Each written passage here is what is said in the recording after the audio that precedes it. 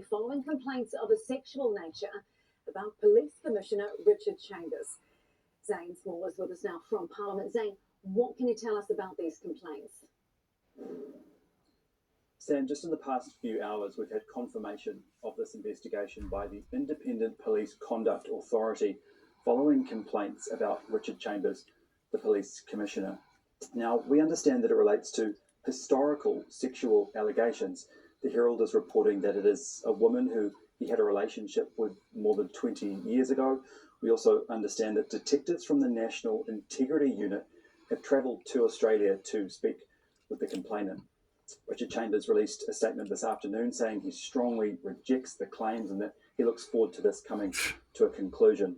But Sam, what makes this so startling is that it was only about 6 months ago when Richard Chambers was here at Parliament responding to what was a damning IPCA report that exposed a high-level police failure to handle complaints.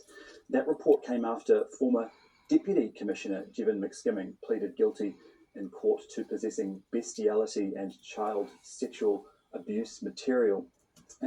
No, I've heard enough. These people that are a product of you voting in governments, these left brain imbalanced order followers, I like to call them house slaves, strong arm of the law, the people that can put you in a cage or kill you if you don't comply, that you give power by voting governments in. Well, you heard what they said, right?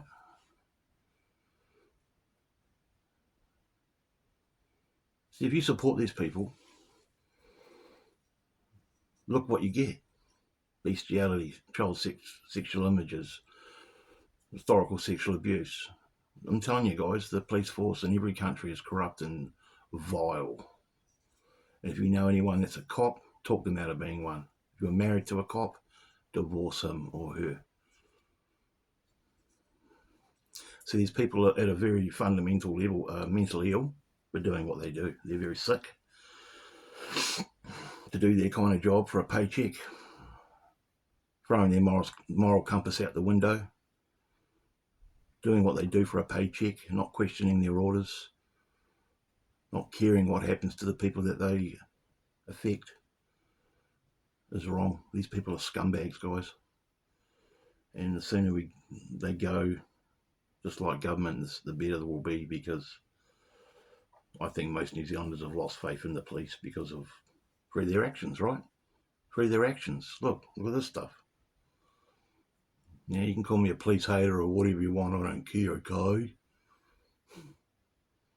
I've never liked them. And quite frankly, they're one of the most corrupt organisations on planet Earth, bar government. You've seen all the Hollywood movies, right? The cops letting the drugs in on the streets. Corrupt cops. Australia, back in remember the New South Wales Police Force, Victorian Police Force? You know, all these ICE officers over in America shooting women and protesters in their cars. You know, this is a byproduct of our own immortality. Sorry, I'll take that back. Our own immoral behaviour as well. Because our immoral behaviour and the fact that we think we have to be governed creates these kinds of creatures. Let's just call them that. So, you know, I think I've said enough. I mean, we'll listen a bit more, eh? The subsequent report that came out revealed that a woman who McSkimming had been in a relationship had spent years attempting to expose the misconduct of McSkimming, but it took a long time for her to be taken seriously. And Chambers stood here in Parliament and described it as a total lack of leadership and integrity at the highest levels of police. And he expressed how he wanted there to be more integrity within the police. And since then, other officers have been investigated and charged. And just a few days ago, an officer in Auckland was charged with possessing objectionable material. Zane, thank you for all those details. Yeah, disgusting, guys. Absolutely disgusting. Just utterly disgusting. Yeah. So, who are you going to call? Okay. Thanks for watching. Bye-bye.